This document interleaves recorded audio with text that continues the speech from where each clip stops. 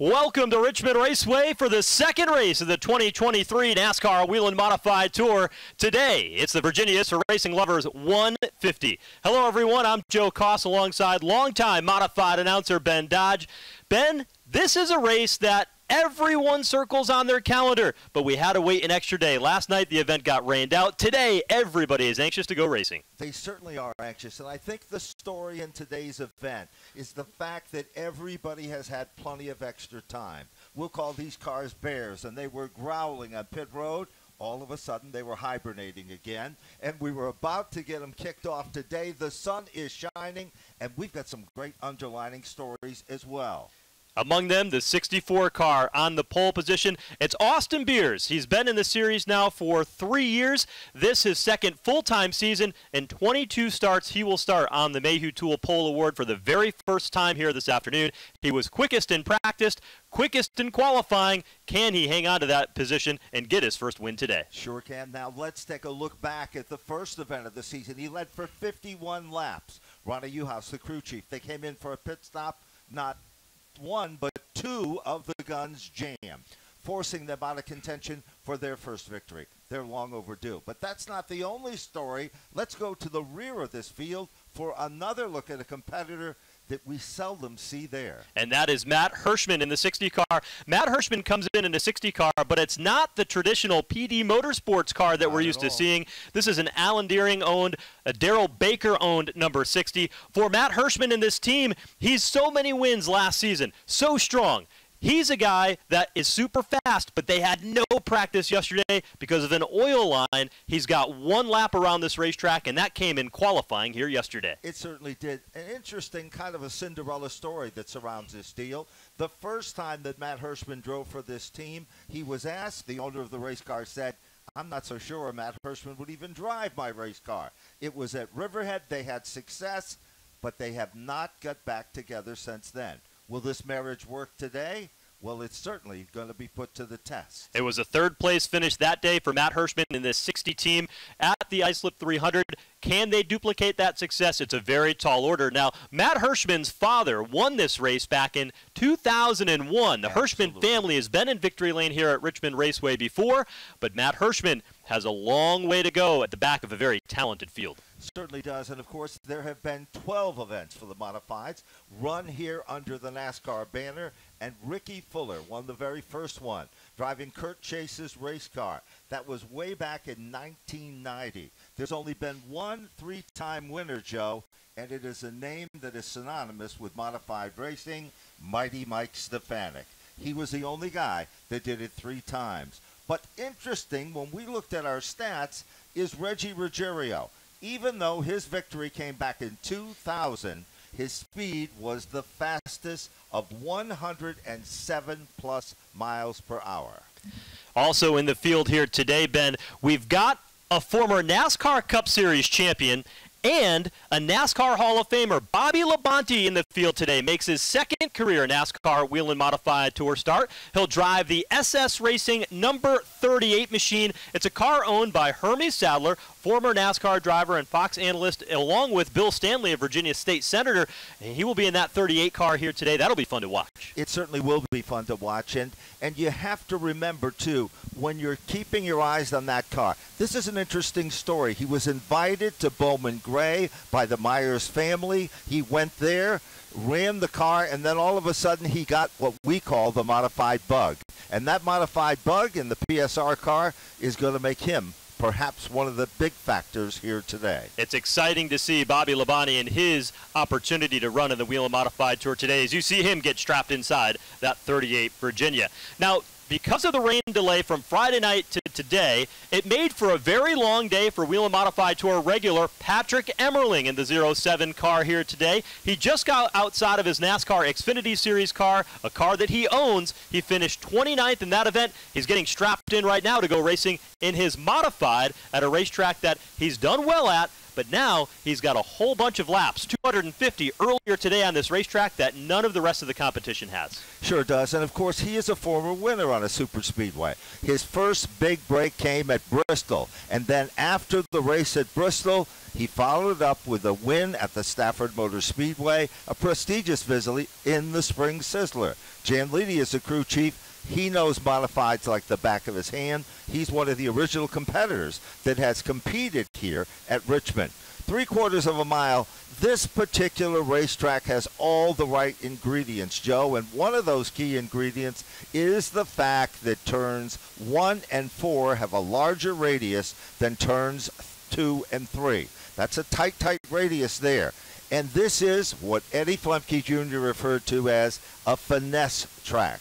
If you really push the car too hard and take it in too deep, you will not be able to save those tires. And Joe, how important is tires today? This is a racetrack that's going to require you to be strong on tires. You've got to have a very good balance in your race car. It's an abrasive track, and that means that you've got 6 tires on pit road that you can change and put on your race car throughout the event. That's a lot of tires for a 150-lap race for the modifieds, but they are going to need every single one of them. There you see the scuffs on the left side of your screen. You see those brand new Hoosier tires on the right side of the screen. They are sized up and ready to go, and the crew chiefs will have to make the call on when they take those tires and what adjustments they put into these race cars for the long haul today. And remember, these competitors did have an opportunity to set their skills in practice, but then the conditions have completely changed here. There is no question about that. As you looked at the cars yesterday, the rains came, and they came quick, and they came heavy. They made every attempt to get the racing surface dry, and those cars were sitting there under their covers. NASCAR, under the reins of Jimmy Wilson, told the competitors and their crew chiefs and car owners they could not touch those race cars. The pit area will open up at 12 o'clock today, so there is a little bit of uncertainty. There is not a lot of time that these competitors have had to prepare, so it's going to be based on history, the young versus the old, the smart and the foolish. They do have a little bit of adjustments that NASCAR allows them to make when they have an impound race like this. But Ben, you're right, it's not a lot. They cannot jack the car up. They cannot remove any of the body panels, the hood. But they can make a shock adjustment along the collar of the shock, but it has to be the same shock they had for qualifying. Air pressure adjustment, spring rubber. There's a lot of tools that they have in their toolkit to make adjustments for the weather and the different track conditions. Remember, we were looking to race on a Friday night under cooler conditions today. Partly sunny skies, 75 degrees, sun beating on the racetrack, the Xfinity Series cars before that. And now these drivers have to work with those adjustments. So it's going to be interesting to see over the first 20 to 25 laps to see who hit it right and who starts to struggle with the changed conditions. And remember, the division that just competed on the racetrack runs on the Goodyear tire brand.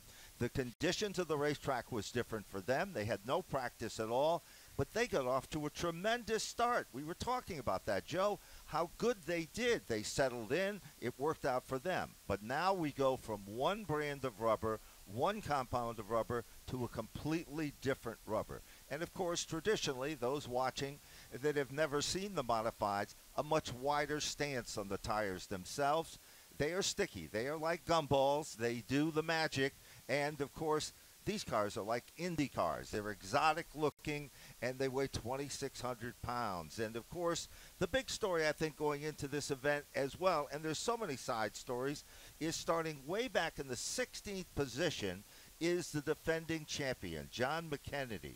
And that is kind of a surprise to us because there's been a lot going on with that team, as you had researched earlier yesterday. Well, they have upgraded their entire fleet of equipment. At the end of last year, they won the championship, yes, but they only won one race, and that was at the Claremont Speedway up in New Hampshire. And they said if we are going to compete with the top teams in the NASCAR Whelen Modified Tour, the second year Tim Lapine is the team owner of that machine. He said, I've got to invest fully, and they went all out. Brand new race cars, brand new crew members. They supported with new crew from other groups. They even got a brand new truck and trailer for their operation, 100% upgraded, so that way they can get ready to go and be ready for this 2023 season. Now, they made an adjustment when we go to the starting lineup later. John McKennedy is going to have to drop to the That's rear correct. because he made an unapproved adjustment for NASCAR, so we'll see how that develops. And remember the credentials of John McKennedy. He's a former IMSA Modified champion of the MRS Series. He knows what he's doing. He works on race cars full time. He's got a great team and a great owner. And then you had Danny Grasso, who used to be associated with the Dave Zapienza team. He's doing tires. That guy is sharp. He's always been sharp.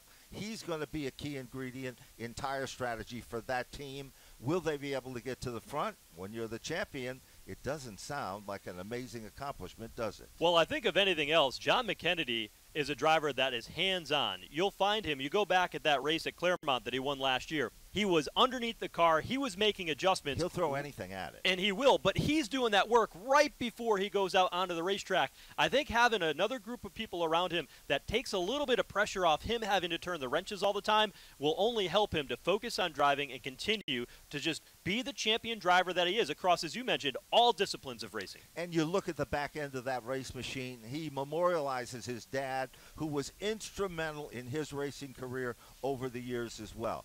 Talk about family situations. One of the great stories to come out surrounds a very familiar number. That is the color yellow and the number V4. It's not the story that you might think, because in this case, a driver returns to the competition, but his wife did the negotiating with Bob Garbarino, and that's not easy. Trust me, I've negotiated with Bob. He's a great man, and they purchase a race car to go racing, and it's a car that has a lot of history, as you well know, Joe. Yeah, and that is the legendary V4. Tim Conley will be behind the wheel of that car here today, returning to the NASCAR Whelen Modified Tour as Tim Conley, a 9-time winner in the series.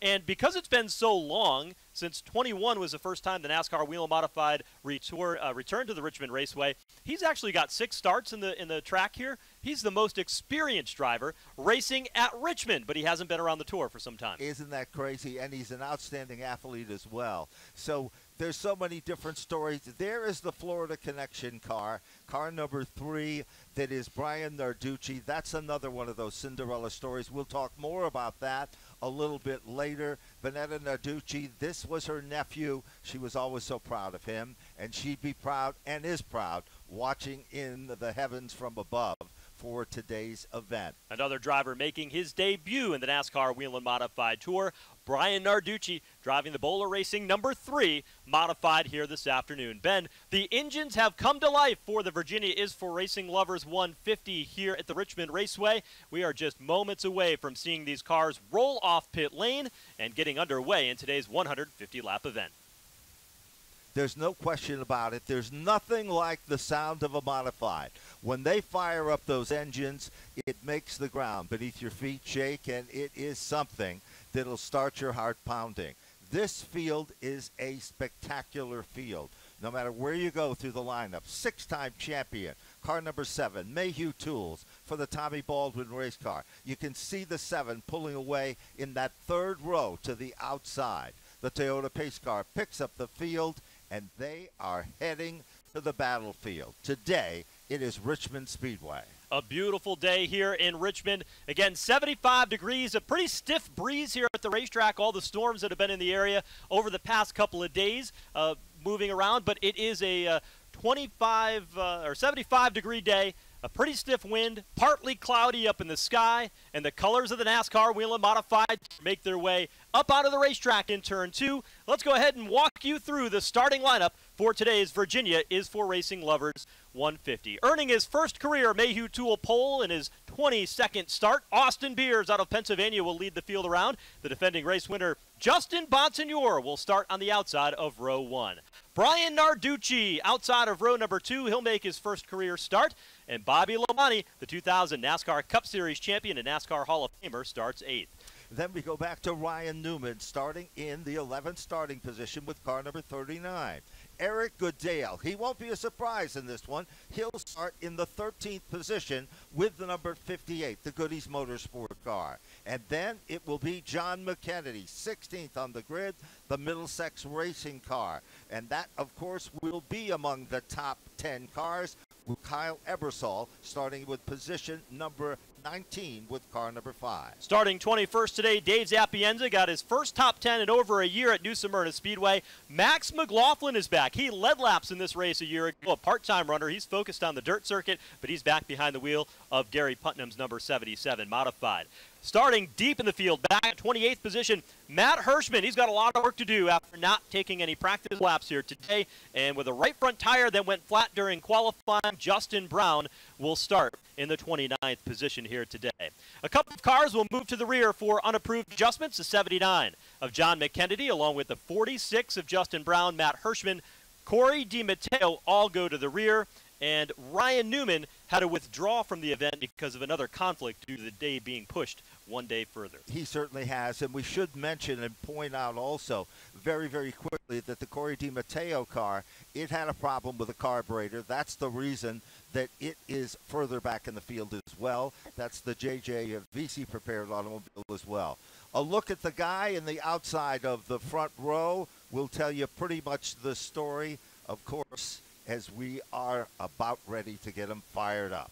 Now, making his NASCAR Whelen Modified Tour debut here today is Brian Narducci. Brian's not only a two-time national champion in NASCAR's weekly series in the Division III category, he's got multiple modified wins at his local short track, but he also has cerebral palsy. But it doesn't slow him down one bit. He's a talent that is proven. He can get inside new race cars and new series and be competitive right out of the gate. Brian Narducci today will start in the 4th position. And starting in that 4th position directly behind him, 6-time champion, the Mayhew machine, of course, whole different deal. Tommy Baldwin, they put that team together. In the beginning, Baldwin said, I wasn't sure if we were going to have the chemistry. Chemistry, they had all the ingredients and then some. And there you see the 7 New York, a perfect example of the history that surrounds. And you know, you look back, Joe, and it was Mr. Sword that owned this facility, that was a close personal friend and a sponsor of Tom Baldwin Sr. This is a big day for this team. Tommy Baldwin Jr. and Doug Coby would like nothing better than to take down this victory. Doug Coby said earlier, he said, you know what, I need a car that is stable and smooth when I go back under the green flag and we get this race underway. That's what he's looking for as he rolls out of the 6th position. But this isn't a racetrack that he's had a ton of success at, and he's got very limited starts here at Richmond Raceway, but he's off to a good start with qualifying. Ben, let's take a look at the race analysis for today's event. 150 laps in the Virginia is for Racing Lovers 150. There'll be 3 pit stops that these cars can take today. 1 will be for fuel. They'll have 6 change tires on pit road. They will do 2 pit stops with 3 tires each as the race goes on. It's a 3/4 mile D-shaped oval, 75 degrees today, partly cloudy here in Richmond, Virginia, and it is going to be a barn burner for sure. Some of the keys to the race today: tires, tires, tires is the name of the game. Got to have a good rhythm to your laps here in Richmond, and you want to make sure that your car is strong and powerful at the exit of turn 4, because that is where you can carry a lot of speed and make some ground passing cars. Oh, Joe, all of a sudden we've already got a problem. It is the number 82, the Danny Watts owned car for Craig Lutz. It's an LFR car and the Horton Avenue Materials car. We saw some smoke coming off the left rear, and as you look real close at it, if you can get a shot at it, but right now it's time to go racing as the field is ready, and there you can see the 82 looking to head to pit road. As they head off turn number 4, we are green and racing at Richmond, modified style. For the first time in his career, Austin Beers leads the NASCAR Whelen Modified Tour into turn number 1. He'll take sole possession of the race lead. The battle is on now for second. Justin Bonsignore to the outside. Patrick Emmerling trying to make a move to the bottom. No question about it. Meanwhile, Narducci is stuck in the upper groove. Car number 3, it drifts back to about the 5th position. Holding on there, but a strong point at the front of the field. It is still Austin Beers in command of the event. No surprises there. Look a little further back in the field. They're side by side, Joe, and doubled up, but the outside lane seems to be the quickest way. That's Bobby Labonte, who was working the outside of Andrew Krause. Up front once again, here is Tommy Catalano. Catalano had a great race here last year, was 11 laps away from getting his first NASCAR Whelen Modified Tour victory. Justin Bonsignore won the race, but Catalano back up front again. He challenges for third to the inside of Patrick Emmerling. They're kind of neighbors from the same region of the country, upstate New York. He makes the move to the inside. In practice, he had a car that was evil, Catalano, but he was able to make adjustments. He surprised everybody with a great run in time trials. Now they set kind of single file. Doug Colby setting back in the 6th spot. Labonte is moving forward with that number 38 car, Joe, and Andrew Kraus is now among the top 8. There's the battle. Narducci here on the move. He looks to the inside of Emmerling as they come across the line. Now, with the NASCAR Xfinity Series cars on track beforehand, many of the teams thought that the first 20 to 25 laps with this Hoosier rubber would be a little bit skatey, a little bit loose out on the track. So the drivers adapting to that. Narducci now trying to move back forward. This is a battle for the 4th spot. To the inside, and the number 3 is Narducci. Emmerling, who just got out of his NASCAR Xfinity Series car, falls back to 5th. While he does that, it is Doug Colby who tries to make the same move. The 6-time champion puts the Mayhew Tools car to the inside. 3 cars contending for position number 4. Narducci is there now, but for how long? Inside, going, gone. Here comes Colby. He now picks up a spot. Boy, off turn 2 that time, Brian Narducci used up Patrick Emmerling. Emmerling had to roll out of the throttle. Narducci's car slid up the racetrack. Emmerling gave him room to get in there, but that was a pretty tight moment there for Brian Narducci in the 3. So Doug Colby now up to 5th. Now here comes Bobby Labonte. Labonte in the number 38 machine, the neon numerals, yellow car, running back there in the 8th position. He's trying to make his way forward as well. Here he comes, looking down to the inside into turn 1. And he makes a nice bid for it with a great charge there. Will he be able to complete the mission? Now looking, here it is on the outside. Good move there. He clears, takes over the spot, but right there contending as well and looking right to the inside to try to take back that position. It is a strong battle, and Ronnie Silk. Now he's a gentleman that won the first stop, and he has Phil Moran creating the magic of that race car, and it is magical as usual. Now Moran has strategy. He's been here before, and he's done it with Doug Colby. Will that strategy work for Ronnie Silk? He's coming to the front, Joe. Well, Ronnie Silk's a driver that is very good on long-run races. When you think of tire management, when you think of drivers that are good on large racetracks, he's always run very well at the mile, the Magic Mile up at Loudon, New Hampshire. So you'd expect Ronnie Silk to be good here, but the statistics don't show that. He was 19th here in 2021. Got a top 10 here last year. This is not his strongest track, but he looks good today. He certainly does. And remember, he is the 2011 NASCAR Whelen Modified Tour champion. That car, the Blue Mountain Machine Future Homes car, has been very consistent and very stable. This guy's got so much talent. We talked about it, and he knows how to save and manage tires as well. Now, last year he was driving for the Stewart family in their race car. Good news that one of the owners, Kenny Stewart, and Kevin Stewart had some health issues. They're doing good, and they're watching their favorite driver, and you know who that is. Absolutely, and he has done a really nice job over the years with that team, so we'll keep an eye on that. Here is Brian Narducci. Narducci looks in the rearview mirror, and he's got the 7 New York of Doug Colby. Now, interestingly enough, Brian Narducci in other series has driven the 7 New York car, works with Tommy Baldwin. Who did Narducci call for advice coming into this race? This guy. Tommy Baldwin, right? He sure did. And, you know, he is a 2-time national champion. You talk about what some people would consider that physical handicap that you mentioned. It is not for this young man. He comes from a great racing family. His grandfather, Jerry Pearl, legendary championship driver. His uncle, Jeff Pearl, and, of course, other family members that are all part of this racing operation. His mother is one of those individuals that eats, sleeps, and enjoys modified racing to the max. Great run for this driver. No surprises at all whatsoever in the early laps of the event. Looking a little further back in the field. Now, there's our leader. It is Justin Beers. Austin Beers out in front. We're 14 laps into the Virginia's for Racing Lovers 150 at Richmond Raceway. Gary McDonald on pit road. McDonald, one of the independent runners. They are headed down on pit road, starting the event in 25th, the Lakeside Avenue landscaping car. And it does not appear that they're in any quick hurry to get that car back out in the competition. Let's go back up front to our leader, Austin Beers, and there is the 64 car. And, of course, very interesting combination. Ronnie Uhouse used to be the driver. He takes over as the crew chief.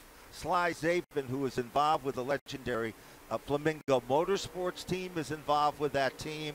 And the Flying Irishman, Murphy, is the owner of the car. And they are really pleased. Eric Beers is a champion in his own right. They are neighbors of the Hirschman family. Do you think they go over the fence and listen to some of the stories? As a great person to listen to. Caution is out on the racetrack. Our first caution of the day. With 17 laps complete, there's a 20 car of Eddie McCarthy who's down on pit road. So 17 laps into the Virginias for Racing Lovers 150.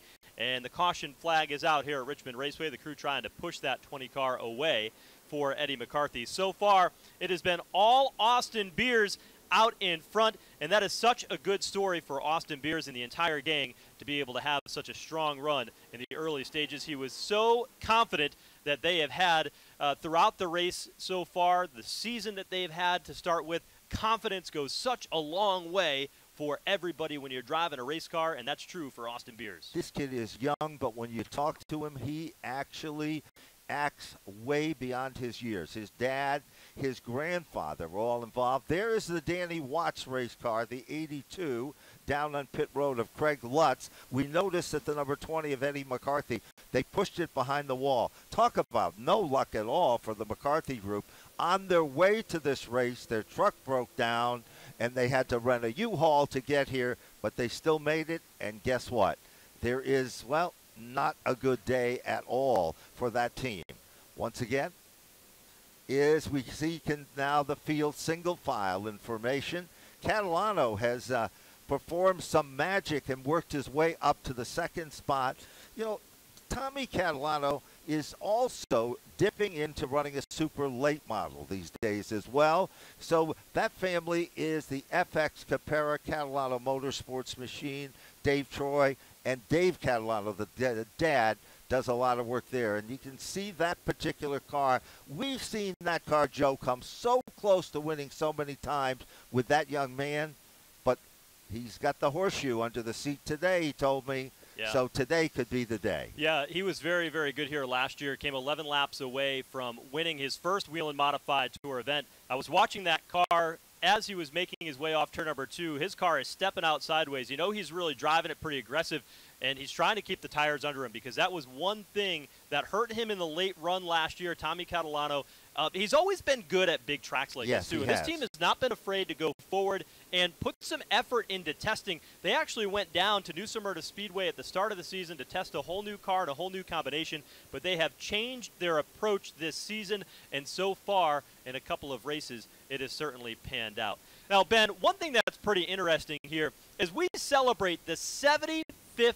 year of NASCAR, and we highlighted it at the start of the show.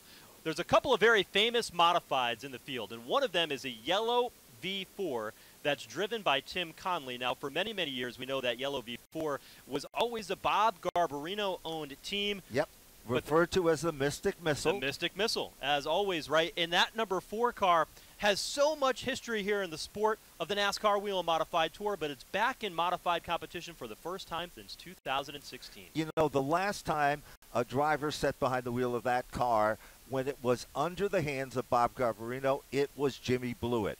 Blewett ran very strong with it. He had some great runs with it. It is a car that can get to the front. Remember, Conley is an athlete, very competitive. He was an outstanding football player in his younger days. So he goes to win. He doesn't play race for second or any of the above. Now, there is the Dan Lutz car the Craig Lutz car, the Danny Watts car, back behind the wall, car number 82. And there is the Conley number 4, and we told that great story earlier today. Now, that V4 always came because you mentioned the Mystic Missile. Bob Garbarino was in the marina business. Yes, that V4, the Mystic River Marina. That's right. That V4 was a tribute to the Evinrude motors that he used to sell at his marina, and that is why it was always a legendary V4, the V4 Evinrude engine. You talk about drivers that have driven for the Garbarino crew. Oh, down on pit road, car number 60, Matt Hirschman, is in the Elite Towing Baker Racing car. It looks like they're putting on fuels, and it looks like perhaps a rubber adjustment Up front, they're working the steering from side to side. So this is typical Matt Hirschman, right? Didn't have a lot of practice, got 17 green flag laps out into the racetrack, making a little bit of adjustment. He did the same thing at New Smyrna when the car wasn't right, but notice he took some fuel. That might be enough for them to get to the finish, but he's playing a strategy game from the drop of the green flag. He had nothing to lose running at the back of the field. He had gotten up to 23rd or so on the racetrack. He now has the ability to get some adjustments and work his way up through the field. A lot of pit stops still left to go, and Matt Hirschman is one of the best at being prepared for any situation, whether he's raced here or not. Well, we've talked about it so many times. He has that book. He calls it the Bible. He looks through it. He writes down. He documents everything. He is a thinker. When he is working on his race car or watching cars run, he studies every little detail to get the job done. And he has patience. And patience is something that you need here at Richmond. Well, while we have a moment here, 128 laps to go in the Virginias for Racing Lovers 150 at the Richmond Raceway. We'll be back momentarily with more of the NASCAR Whelen Modified Tour from Richmond.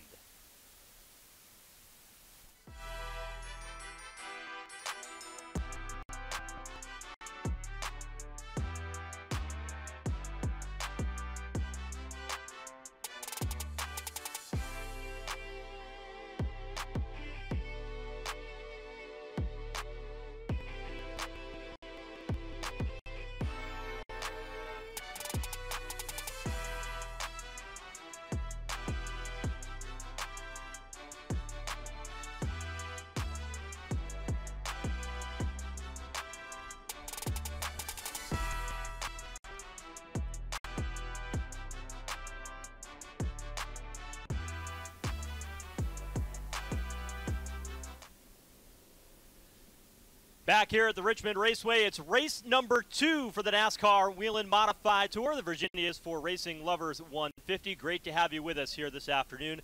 I'm Joe Koss alongside Ben Dodge. Ben, delayed one day for rain, but it hasn't impacted. We got a great crowd on hand here today. And the young Austin Beers out in front leading the way here. He has led from the drop of the green flag. He certainly has. It was worth the wait. The fans, they're anticipating and watching it.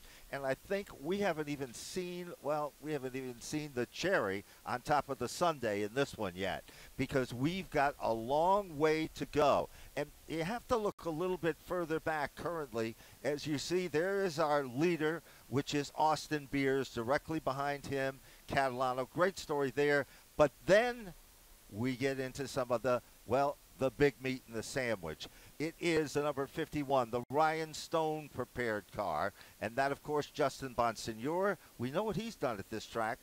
They had a terrible season. Ryan Stone would admit it. Mechanical problems, not the fault of setup or anything else. So they're hoping to change all of that this year as well. They had several wins last year. They were still in the hunt for the title at the end, but by their standards, it was the ups and downs that killed him. And I know as a crew chief, Ryan Stone prepares so diligently with his race car and trying to make that work. Now his cousin, Kyle Bonsignor in the 22, always an interesting story, and you might have caught the piece on Flow Racing where he actually runs a tool truck out of Illinois, and that's where correct. he is based. It's and for crazy. years he has flown back and forth from Illinois, so he gets the furthest towed award, at least most flight award for fly miles for Kyle Bonsignor in that 22 car.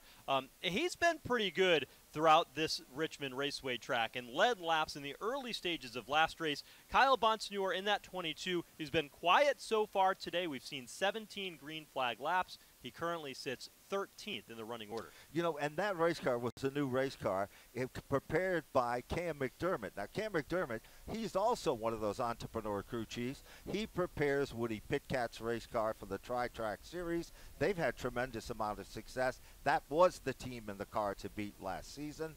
So we're keeping our eyes on this. You see on the back end of the car, Joe, it says Charlou. That is for Charles Lewandowski. He was a young man that came to the Stafford Motor Speedway, lived in Stafford, inspired at one point to be an announcer, and he was a pretty good one. I have to watch my job here. I'm old. And then all of a sudden, he went down south, and he has been a key ingredient and a big supporter of this young man as well. And ironically enough, where did Kyle Bonsignor get his very first Whelen Modified Tour victory? You got it. Came in the fall final at Stafford Speedway. And so a lot of history that comes full swing for the driver of number 22, Kyle Bonsignor. If you're just joining us, we are under the first caution of the event, and it came out for fluid that was put down along the front straightaway for the 20 car of Eddie McCarthy. That's brought us under the caution. We've had a couple of cars on and off pit road. Gary McDonald came down pit road under green flag conditions. His car was serviced. He ended up back out onto the racetrack, but he is now 7 laps down. We also saw the 60 car, there's 20 there of Eddie McCarthy and the problems that they had putting him out of this race. We also saw Matt Hirschman just before that commercial break come down pit road and get some adjustments and fuel on their race car, some of the only cars to come in for service so far today. That's right. And we also saw the Danny Watts car for Craig Lutz. They have had no luck at all. It looks like, you know what's happening now, Joe. Single file, and they're heading towards pit road. This is going to work to the advantage, perhaps, to the number 60 car. Let's see what their strategy is for Matt Hirschman. Remember, he pitted very early when this caution came out. Yeah, he took fuel then. We'll see what they can do. Now, they cannot take fuel and tires on the same spot. So you see some of the teams coming down pit road are coming in and getting that fuel stop out of the way now. 124 laps to go. They should have enough fuel to get the rest of the way. Now, Matt Hirschman did come down pit road with the rest of the field, so he's not going to gain that track position, but we will likely just see fuel only for these race cars. Now, they've got a couple of sets of tires that they can take on pit road, but they're not going to take them, at least on this round of pit stop. And look what just happened. The Catalano machine will be the first car to head out of pit road. It looks like the second car is going to be the 64 of Austin Beers, and then directly behind that, coming off from pit road as well, is we're looking now. We've got 3 cars left on pit road, and Joe, the final car is about to lose pit road, and we are about ready to, get them fired back up again. Take a look at the field as they're coming at us, and the cars that stayed out, Joe, is the story in this one, and let's see if we can find where Matt Hirschman came back out. So we'll reset the field when they come back around the next time by. But we do know that the 54 car was quick on pit road, so he will take over the race lead. Austin Beers lost a spot. He came out second. And then it was Doug Kobe, Ronnie Silk, Justin Bonsignor, and I think it was John McKennedy, the next car to come out onto the racetrack when they get back under the green flag. Walt Sutcliffe in the 78 machine. He'll get the line up here along the front row. The lights are out on top of the Toyota Camry pace car. Now remember, here in the NASCAR Whelen Modified Tour, there is no choose rule, so the drivers will line up based on where they start from the second row on back. The race leader can pick whether he wants the inside or outside row, but everybody else, it's odds on the inside and evens on the outside. Yes, you have to keep your eye. Look at where Doug Kobe is to the inside of that second row, and then outside is the Phil Moran prepared car. Of course, that is Ronnie Silk. So we're going to reset the field as we're about ready to get them fired back up. Getting ready for the restart here. 123 laps to go in the NASCAR Whelen Modified Tour. Virginia is for racing lovers. 150, the race leader after a round of pit stops. Now Tommy Catalano out in front. Austin Beers, who had led the entire distance so far before the caution flag, will restart on the outside of front row. The pace car is in. We're ready to get back underway here in the NASCAR Whelen Modified Tour. They come rumbling off turn number 4. They are side by side as they work their magic to the line. It is so close to call, but there's no question about it. By inches, it is Catalano. But is Eric Beers going to give up? No, he keeps digging in, Joe, hard in the upper lane. Into that speedy dry up in the outside lane of the racetrack. They are wheel to wheel down the back straightaway into turn number 3. Catalano on the bottom. Both these drivers have not yet won a race, and it's the outside lane that'll prevail. Austin Beers around the top side takes over the race lead in turn 1. He takes it over, and not only takes it over, but pulls away by a car lane. While that's been happening, Ronnie Silk tested the waters. He's back with the silver 16 in the 4th position. Meanwhile, it's Kobe to move in to take over the 3rd spot. Slicing and dicing going further back in the field, Joe, as we see Kyle Bonsignor trying to make the move as well. John McKennedy is a driver that has picked up the most spots. He had to go to the back for unapproved adjustment. Started at the rear of the field. He has moved up to the 7th position as he flashes by in the center of your screen. A little bit deeper in the pack, Brian Narducci has fallen back after the pit stop. His car loose on the bottom as he battles underneath Kyle Ebersole. Being on the bottom doesn't seem to be the place to be. The outside lane has got hooked up with those feel-good Hoosier tires on the cars, and now we see Ebersol to the outside, car number 5. We haven't talked much about him, and meanwhile, we've got another caution coming out on the field. Second caution of the day, this time for Tim Conley in the V4. His car slow along the front straightaway, so 32 laps in, second caution of the day, and again, brought out by Tim Conley. Is his car moving once again? You see possibly a little damage on that left side, left front tire there, that wheel wobbling just a bit as he comes down back through turns 3 and 4, able to continue on. So 118 laps to go here in Richmond. It's the NASCAR Whelen Modified Tour. Virginia is for racing lovers 150.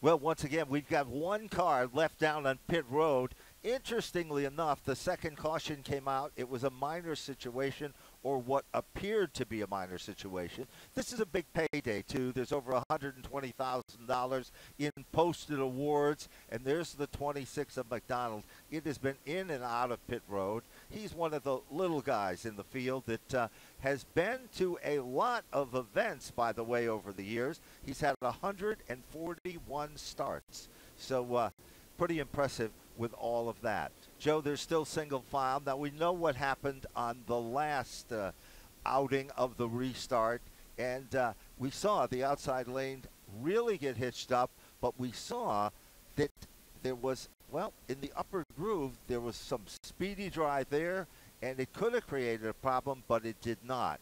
And what about the run for Austin Beers so far? He earned taking back that lead, by the way. It wasn't given to him. Tommy Catalano, both of those young drivers are looking for that prestigious first victory on the NASCAR Whelen Modified Tour. Well, Austin Beers had a very strong run in the outside lane of the racetrack, and that's where you'll see a lot of these modifieds run that middle groove through the turn.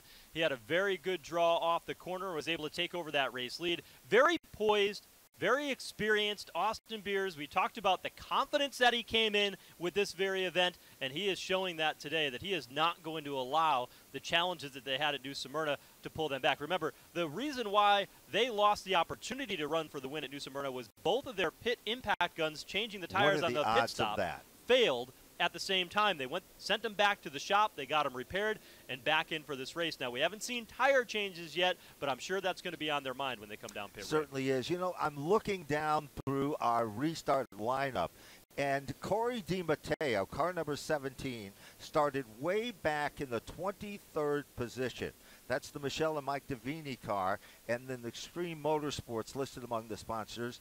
And now down on pit road, we've got the Fortin car number 34. Looks like a stop for fuel. Checked right side, jacked it up, made an adjustment, and guess who's back on pit road? And he's getting tires this time. So Matt Hirschman comes in, one of the first cars to come in and take tires. Yep. Remember, he's going to try to find a way to gain some track position. Ken Hagee also leaving in the 18 car, but that 60 car of Matt Hirschman coming down pit road, getting the opportunity to put some tires on. Now remember, this is a new team for Matt Hirschman. Completely new. First start in the NASCAR Whelen Modified Tour. The crew, not a crew that's going to have a lot of experience doing live pit stops. So if you're them and you're trying to play a strategy game, come down pit road when there's no pressure on how quick your pit stop is. Get that tire out of the way. And then Matt Hirschman, you know what he's good at? Big money, Matt, saving tires. And yes, if there's anybody that can do it the best, y'all point to Matt Hirschman as being the driver who can do that. He certainly is one of those drivers that is able to do it, and there are very few at times that can get to the front of this field. Ronnie Silk is setting back in the 4th spot before we went to the yellow. Doug Colby is in 3rd, Justin Bonsignor. Anthony Cecily, we haven't talked much about him. He has moved the number 19 car up into the 6th position. Currently, they got off to a tough start at New Smyrna. Had a good run going for themselves as well. As it looks like we're going to reset the field. And, Joe, what do you think is going to happen at the point in this one? Austin Beers back out in front as we get ready to go back under the green flag. He'll take the outside lane as a race leader for the restart. Tommy Catalano on the bottom. Row 2, 2 former champions. Doug Colby to the bottom, and the 16 car, the New Smyrna Speedway winner, in Ronnie Silk to the outside of row number 2. The pace car is in, getting ready to turn him loose. It'll be 114 laps to go when we get back under the green flag here in the Virginia is for Racing Lovers 150. For the NASCAR Whelen Modified Tour, Austin Beers around the outside lane. He fires, and he brings Ronnie Silk right along with him in turn one. He made it look easy, but just as easy as it was for him to take the lead, Ronnie Silk moved into second. Now there is a side-by-side battle for the third and fourth and fifth position. Meanwhile, Catalano back into third, kind of in the comfort zone there as they come back off turn four. It's Anthony Cecily who takes over the fourth position over Doug Kobe around the outside lane. So Anthony Cecily in the Stephen Kopchik prepared machine. Number 19, a brand new race car there in the fourth spot. Nearly got the outside wall off turn number 2, and Anthony Cecily now up the racetrack and off the groove. Cecily in trouble in turns 3 and 4 as he caught the outside wall at the exit of turn number 2, and he cut a tire down and the car just went straight into turn 3, and heartbreak for that team who was strong and moved inside the top 5 for Anthony Cecily. Heartbreaking situation. He was right there contending very strong. The Wannick construction car, as we said, Stephen Kopchik, one of the young crew chiefs. The Harry Hugh Pullet, number 19. They had a good run at New Smyrna in the first stop. Here's a and replay. Now let's take a look at it and see if we can see exactly it was right what there happened. On the right-hand side of the screen. When he caught the outside wall off turn 2, it cut the tire down. And once the tire went down, it was over with. The wall became a magnet and literally sucked car number 19 right up into the wall, and that's kind of a heartbreaker. Let's hope they can get that back. Right side of your frame, you'll see it right here as he goes down into turn 3. The tire was down. Damage was already made for a pretty good bit of contact off turn 2, and he was racing with Doug Kobe directly ahead of him, and the car just took off. Obviously nowhere to go. Anthony Cecily still waiting to climb out of that number 19 car. So much optimism around him at the start of his season. He won an indoor race in his home state, New Jersey, down in Atlantic City. That's a big deal up in the Northeast in the month of January. He had a top 5 run at New Smyrna Speedway. Midway through Speed Week, Stephen Kopchik said, I'm going home. I'm going to build the race car that we need to be able to run at Richmond in the rest of the season. It was this car, a brand new car, and he had raced his way inside the top 5 after starting 10th here today for Anthony Cecily. But unfortunately, a little too aggressive that time off turn number 2 is what will cost him an opportunity to run for the win. You know, when he first sat behind the Kopchik prepared race car, he said, I've driven a lot of race cars, but I have never driven a car that handled this good and reacted to the way that I want a car to react. There he is taking that long, dejected walk to the safety services crew to be checked over, and what a heartbreaker for him. I think we're going to see big things out of him and Stephen Kopchik this year on the NASCAR Whelen Modified Tour, as this is only the second race. Hard to believe. And you know, Joe, we haven't really talked about the similarities. First race, half mile, one of the fastest half miles in the country. Second race, 3/4 mile. Guess what? One of the fastest tracks in the country. It is, and you've got very different racetracks. High banks, half mile at New Smyrna Speedway. You've got wide open, arcing turns, D-shaped oval here at Richmond, but there's a common theme between the two of them is that you've got to conserve your tires, and that's something that's pretty important. Now, the next race we go in early May is completely different. The opposite. One of the smallest tracks, now high banked, one of the smallest tracks up in Winchester, New Hampshire. It's the Monadnock Speedway. Great facility. If you haven't been there, you got to go see this. It's a traditional bull ring. Josh Venat and his production company putting it together, and we've got Justin down on Pit Road. Justin Bonsignor. We talked about that terrible luck from a year ago. Has it returned or not? Coastal Fiber is the new name on the Massa car this season, and this was definitely a surprise to see. And now we have the 51 is in. Let's see what it's going to be here. Looks like.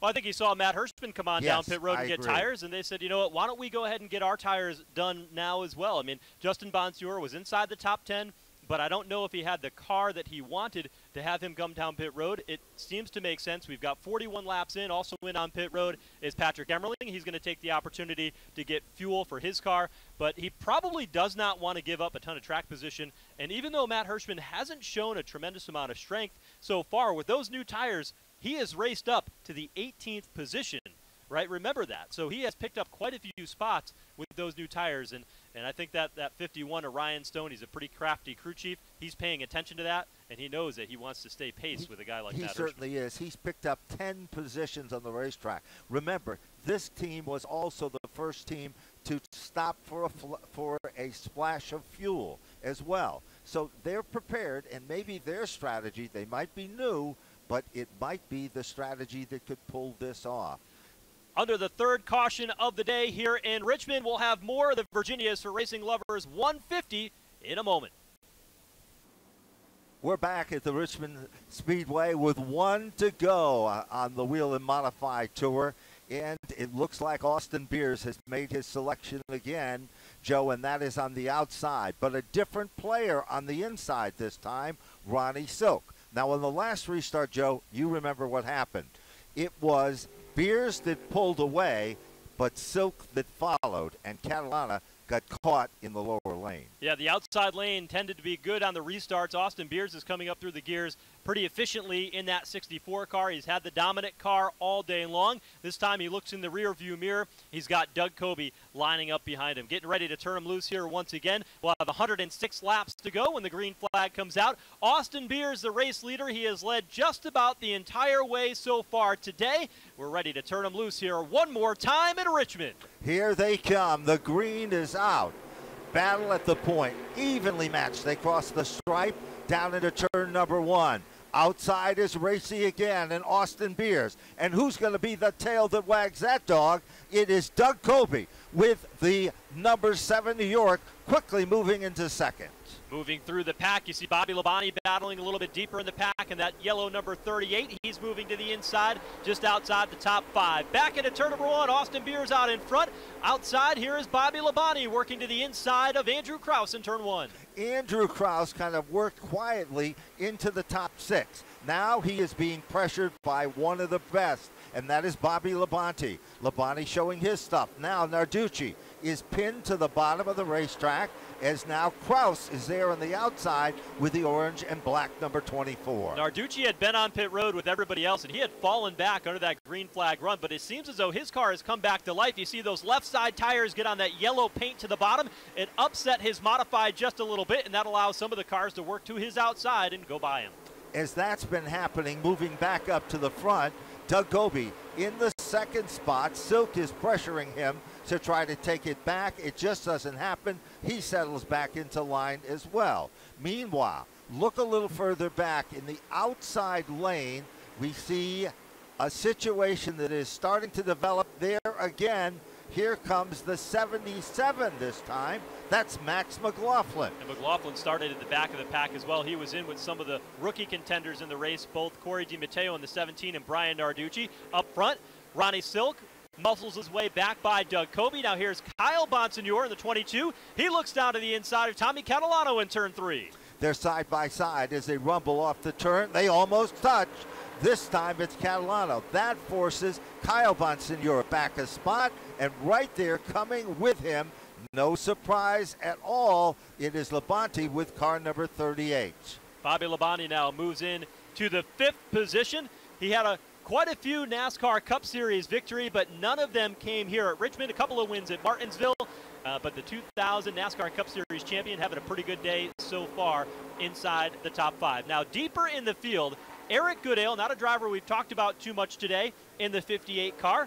He's back running a little bit deeper in the field, 8th, as he's battling with Corey DiMatteo, who loses it, goes way wide in turns 3 and 4, and Max McLaughlin in the 77. You know, getting back to Eric Goodale, remember he has won at Bristol, Martinsville, Stafford, and Riverhead. Those are all serious modified racetracks, just like this one. He's not done yet in the GAF machine. And Corey DiMatteo, you know, he was working. This was put together in the 11th hour, as we said before.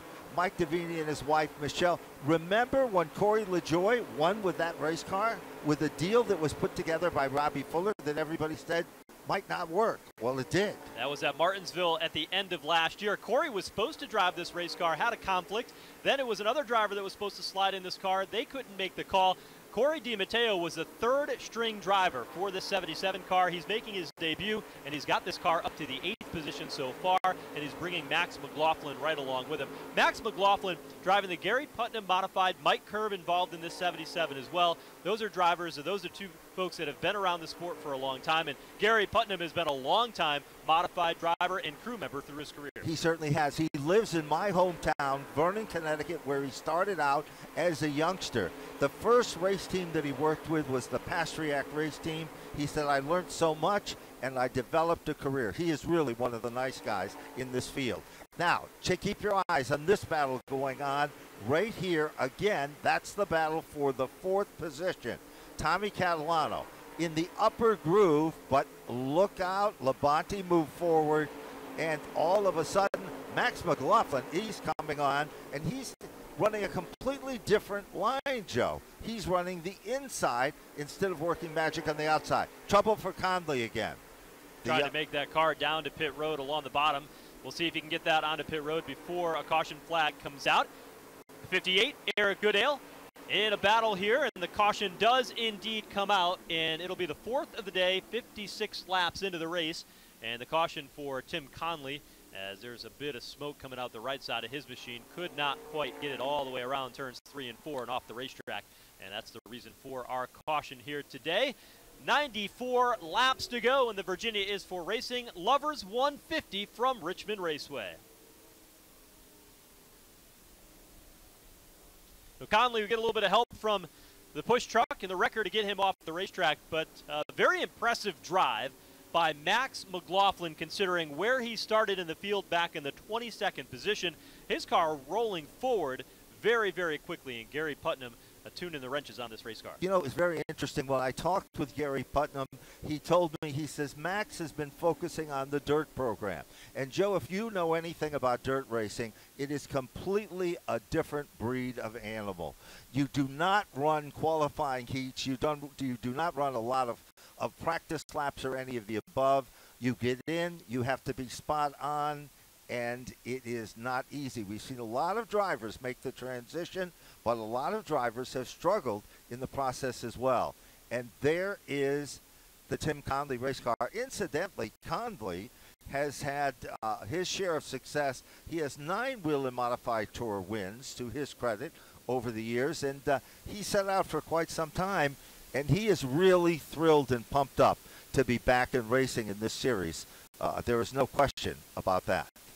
So working the caution here, 92 laps to go. They're looking under the air cleaner and the carburetor. So by judging by that smoke and a little bit of fluid that's hanging off the right side of that exhaust pipe, Tim Conley, some motor problems on that V4. A tough break with the history and the story of that car. Hopefully we'll see him a little bit further on. Former college football athlete at Ithaca. Outstanding. And an outstanding race car driver as well that had been around the tour for a long time. And we didn't mention it earlier, but he did drive this race car in the late 90s. Yes, and 7 of his career wins came in that race car. So there's always been a connection for him in his modified career. There certainly has been. You know, we should also point out, while we have this caution situation, that a lot of people would compare this particular racetrack to other racetracks that might include New Hampshire International or Bristol or tracks of that nature and type.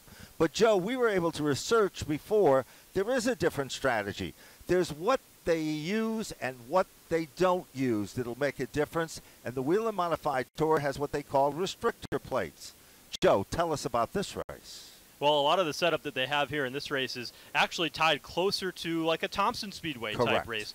And this racetrack, although it's one of the larger on the series, it's actually quite a bit different and really doesn't compare in any way to New Hampshire. They don't really have the draft come into play like they do at New Hampshire Motor Speedway.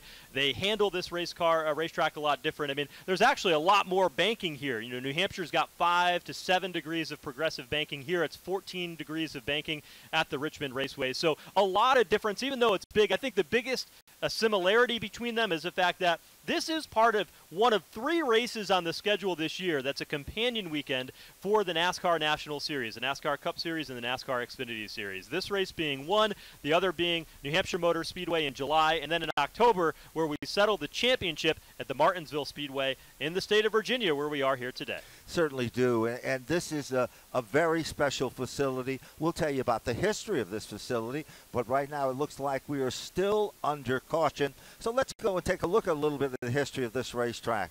Believe it or not, this originally was referred to as the Atlantic Rural Exposition Fairgrounds. And in 1946, it was a dirt track. But a gentleman by the name of Joe Weatherly, familiar name, in Cup competition back in those days, and Paul Sawyer decided that they were going to, well, bring this alive. And that's exactly what they did. They changed things, and it was in 1988 when it was reconfigured. And, of course, some great stories have come out of this. And both of those individuals were true modified fans. Paul Sawyer loved the modifieds. We talked earlier about his involvement with Tommy Baldwin Sr. He actually sponsored the cars as well. And, you know, we have seen this facility host some of the best modified races that there is. And when we look down through that list, we talked about three-time winner Teddy Christopher won this event back in 1999. Joe, you pointed it out. Tony Hirschman, 2001. Todd Zegedy, 2002. And Ryan Preece in 2021. Ryan is not here today, and there's a reason for that. Well, he's here. He's just not driving. That's he's in the NASCAR Cup Series. And actually at New Smyrna, he was actually giving a hand to Dave Zapienza. So while we have an opportunity here under the caution flag, pit road is still closed. We'll take an opportunity to step aside from Richmond and come back with more of the NASCAR Whelen Modified Tour after this. Back here at Richmond Raceway, pit road is open and the cars are down on pit road. Austin Beers on the pit lane, looking to see if he can get 3 tires on his machine. The Tommy Baldwin-led crew for Doug Coby on pit road as well. 3 tires for him. Ronnie Silk has been strong today in the 16. Eric Goodale on pit road, and work continues for the 64 of Austin Beers. This is a big moment for them. This cost them an opportunity to win at New Smyrna, was on pit road. We'll see who wins the race off pit road today. Yes, it looks like they are able to make it out quick, and the gun does work. But the guy who was even quicker is the number 7 New York for Doug Coby, the 6-time champion. He was able to get the job done in record time as well. And there is the Mayhew Tools machine, the Baldwin race car. And look at that speedy drive. Remember earlier, when the first caution, I think it was, Joe, we saw the effects of that speedy drive in the upper lane. Yeah, off turn 2, everybody was getting a bit skatey as they came back under the green flag. So Doug Coby, Tommy Baldwin and his crew, very, very quick and efficient here off of pit lane. They were able to get the job done. He picks up 1 spot on pit road. We'll wait for everything to cycle back around and see exactly where Austin Beers came out onto the racetrack to see how he stacked up. But he will lose some ground here as he goes from the race lead and falls back what appears to be 4 positions on pit road. So that team, at least they had a clean pit stop to be able to get them back out onto the racetrack. Remember, the team that you're dealing with there in the Doug Coby team, this is a crew that's led by a former Daytona 500 champion, a former NASCAR Cup Series car owner. They know pit stops inside and out. They certainly do, but you have to give credit to the team that is directly behind them, and that, of course, is the Ron Silk, number 16. Phil Moran, he knows his stuff. He knows modifieds, and he knows Doug Coby, by the way. There is the Moran race car, the winner of event number 1, currently the leader in the NASCAR Whelen Modified Tour points going into this event. And, Joe, you pointed it out that even though the 64 did not make it out as your first-place car, he only lost 3 positions. So he's in the 4th spot roughly as they come back out of the racetrack at this time. He's 4th as they lined up, but I think one of the challenges they had is there was a handful of cars that decided to stay out under that caution period. Max McLaughlin is now the race leader. Dave Zapienza second. Now, Justin Bonsignore had already come down pit road. He's up to 3rd. John McKennedy, Tyler Ripkema, Matt Hirschman will start in the top 6. Doug Coby won the race off of pit road, but he will restart the race from the 7th position on the inside of row number 4. So a new front row out in front. We knew that the strategy game was going to come part of it. Now it's come full circle. And remember, they still have another round of tires that they can go back and get before we get back to the finish. So we'll have a green flag here. They'll see 85 laps to go when they come across the line to see the green flag. The race leader is Max McLaughlin in the 77. He will take the outside lane on the restart. Dave Zapienza will be starting on the inside. Zapienza had a great run at New Smyrna as well. He is 57 years young. That's how he likes to refer it.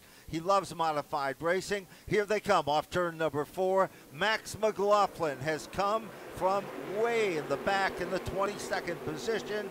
He is on the upper groove. Slips up just a bit, trying to hold on in the upper lane, but Dave Zapienza. And look out, here comes Justin Bonsignor working the inside, and guess who's there on the outside? That's John McKennedy, the defending series champion in the 79. He draws alongside Justin Bonsignor as they come across the line. The top two get away. It's Max McLaughlin and Dave Zapienza, and Bonsignor slides in underneath and takes over the third spot. Bonsignor likes that inside lane. He now sets his sights, pulls it back in the line, looking at Dave Zapienza. Here he comes. Bonsignor making his presence known on the bottom of the racetrack.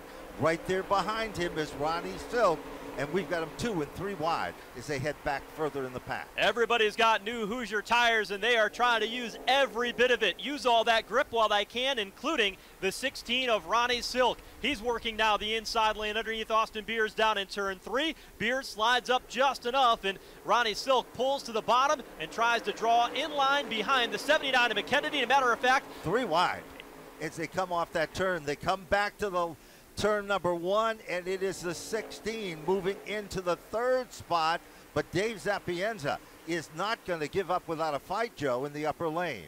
Zapienza holding on to the top side of the racetrack. Up front, the battle's starting to intensify. Max McLaughlin looks in the rearview mirror. Now he looks to his left side, and it's Justin Bonsignor looking to take over the race lead for the first time here today. The defending race winner out in front here in Richmond.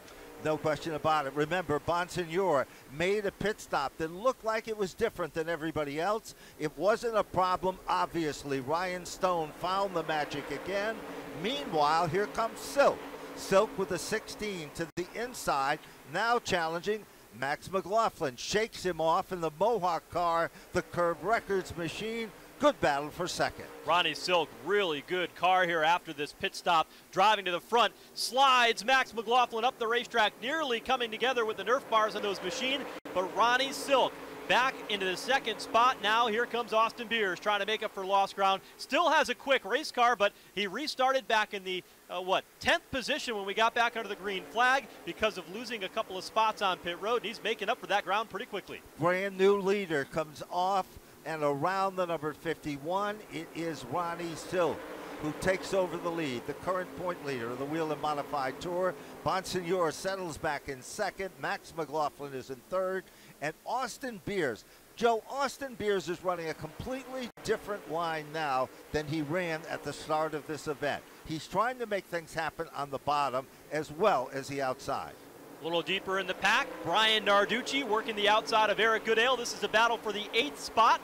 Narducci's been inside the top 10 most of the day, and Tommy Catalano off the pace on the back straightaway as the race leaders pour on the steam in turn 2. Tough break. Meanwhile, look back up front, and there is the bid. Heavy pressure being applied. Austin Beers now tries to make a bid for the inside. Will it stick? Will it happen? Justin Bonsignor is still holding. Brings the car down a bit. Here comes Austin Beers. Doug Colby is right there now, Joe. What we're seeing out of Austin Beers is a different style of driver. Colby, though, drives down to the bottom. The battle for second. Beers trying to hold on to the outside lane against a 6-time Whelen Modified Tour champion in Colby. And Colby is able to take over second in turn 1. Ben, what I was going to say is Austin Beers last year, he was a bit cautious. And now today we're seeing an aggressiveness and a confidence out of Austin Beers that I think has suited him well in the first couple of races and is part of why he's been so strong today. Let's look a little further back in this field. Eric Goodale is running in the 7th spot with the GAF machine. He is applying the pressure to Max McLaughlin. He made it look easy. McLaughlin is starting to falter just a bit. He starts to drift back. Oh, and back up front. Little contact there, Joe. Colby was into the back of Ronnie Silk on the back straightaway. The two cars coming together. It lost a bit of momentum, but Colby back on the attack, drives to the inside and takes over the race lead. Colby in command now. Silk runs in his tire tracks. Then it's Eric Beers still setting in the 3rd spot. Now, as we look at those 3 cars, they start to string it out at the point. single file formation, but for how long as they work their magic and they cross the stripe again. So the top three able to break away, but this has been a tremendous battle, and we just crossed the halfway point of today's Virginia is for Racing Lovers 150, and it's been a barn burner so far. Doug Kobe finds himself in the race lead. Ronnie Silk is right there along with him, and the young Austin Beers fighting for that first Modified Tour victory, running in third. Doing a great job as he has been high, low on the racetrack. He is there. Look a little further back. Here is another good battle that is starting to develop, and that is between Patrick Emmerling and the number 5 car of Embersol. That is the battle for the 12th and the 13th position. Sapienza is running 11th. Max McLaughlin has dropped back to 10th. McLaughlin decided to stay out under that last caution. He had the race lead, but he's backpedaling quickly as he goes 3 wide in the middle, split by Ebersol and Patrick Emmerling in the 07. Same story for the 36 of Dave Sapienza. That restart, boy, it did not last very long when they went back under the green flag. Those old tires just not holding up. And you might be wondering where Bobby Labonte is. Well, he's back in the 15th position, and you can see him trying to work magic on the inside there to try to pick up a spot. Still side by side, Ebersol, the number 5 machine, Sapienza, the 36, loose off the turn. Emmerling is right there, and we've got a 3-car bid directly behind them. That is Bobby Labonte, who had raced his way inside the top 5 earlier in the day today, but as you mentioned, back in 15th. Here's that battle again for Kyle Ebersol. Ebersol, who actually works for Technique Chassis, which is a chassis manufacturer for all of the next-gen NASCAR Cup Series car, is very integrated in the racing business and has been a regular over the past several seasons in the NASCAR Whelen Modified Tour. He's running 12th right now, directly behind Dave Sapienza in the 36.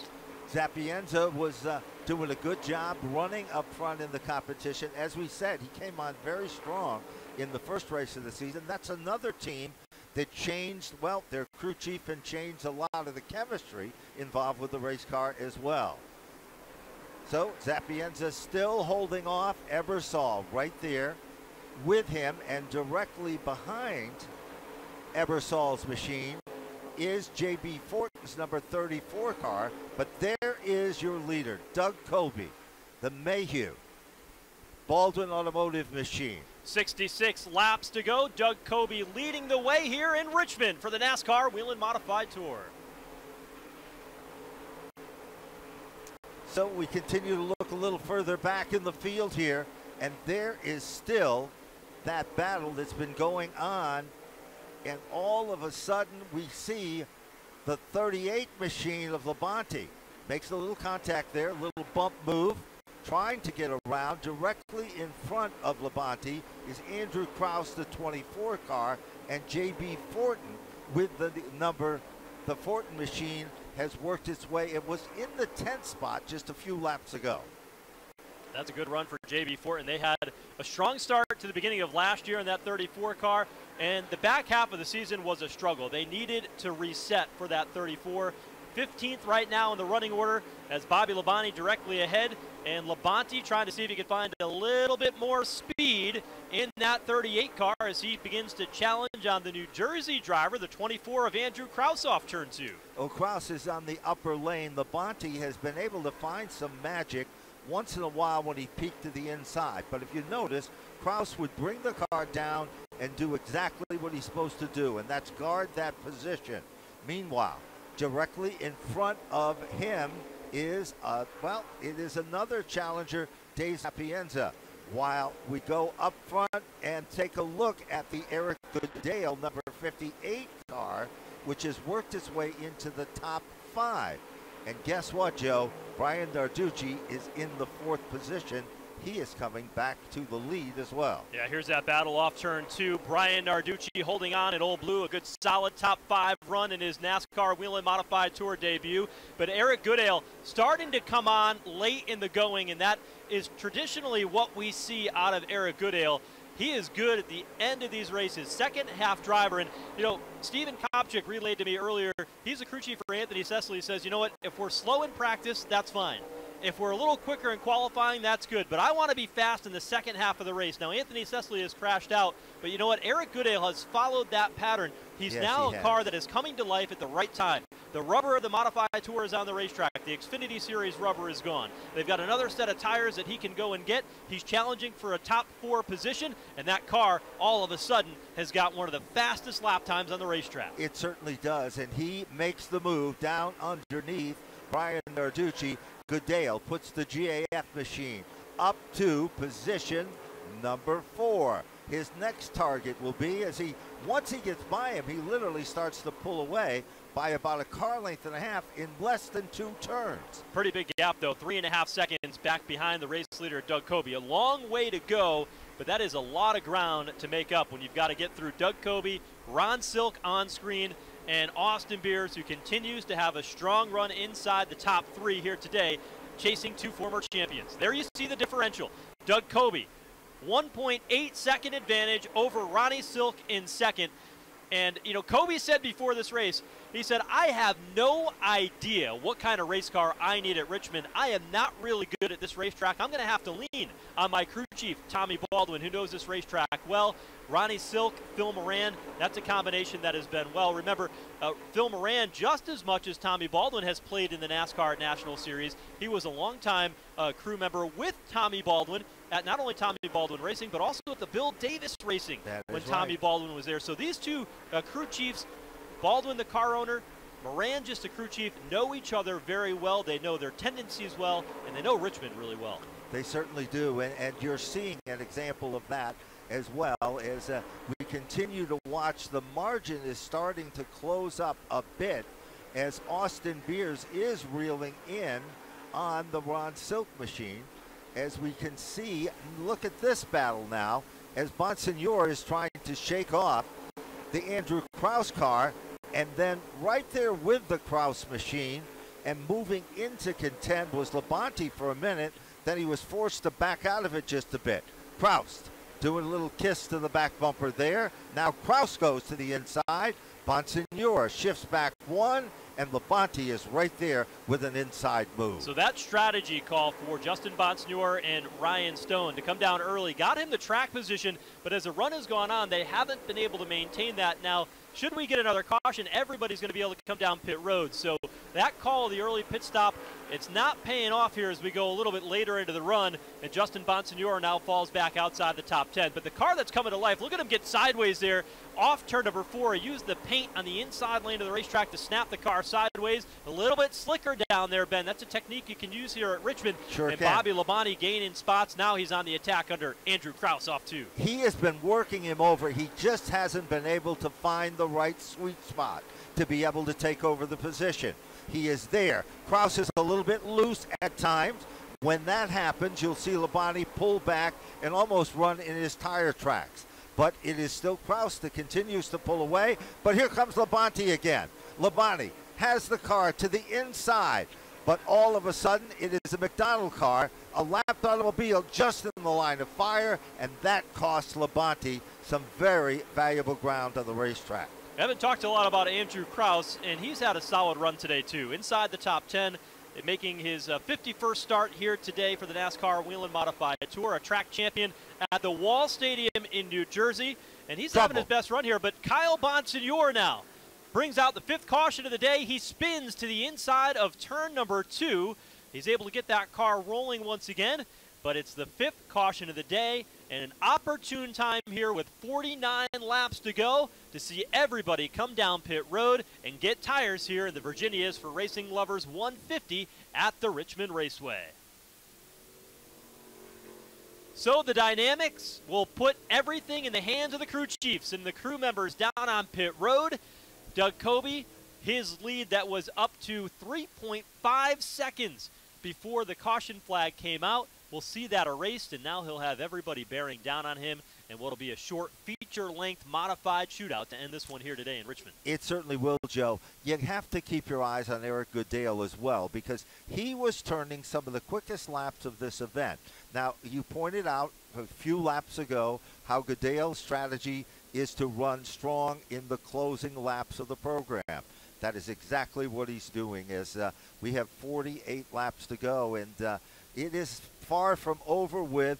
You know, as we look down, Brian Narducci's worked his way back into the top 5, but what about Corey DiMatteo? He is in the 6th spot. Now, DiMatteo, we talked about that race car. He started back in the 23rd position in a car that Corey LaJoie had a success story with and so forth with it.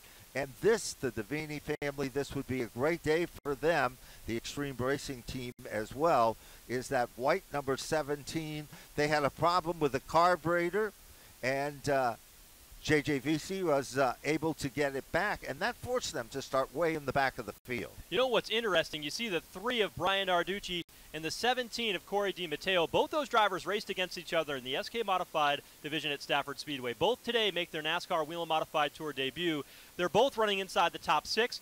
There has never been, outside of Richie Evans in the first race of the NASCAR Whelen Modified Tour, a driver who has won in their first start in the series. Both those drivers having strong runs here today. They certainly do. And the interesting part is they're friends, you know. They actually have competed, come up through the karts. They run at Stafford. They're champions in their own rights as well. Down on pit road, just as you called it, Joe, they are coming in. And let's see who is going to be the best at getting them out.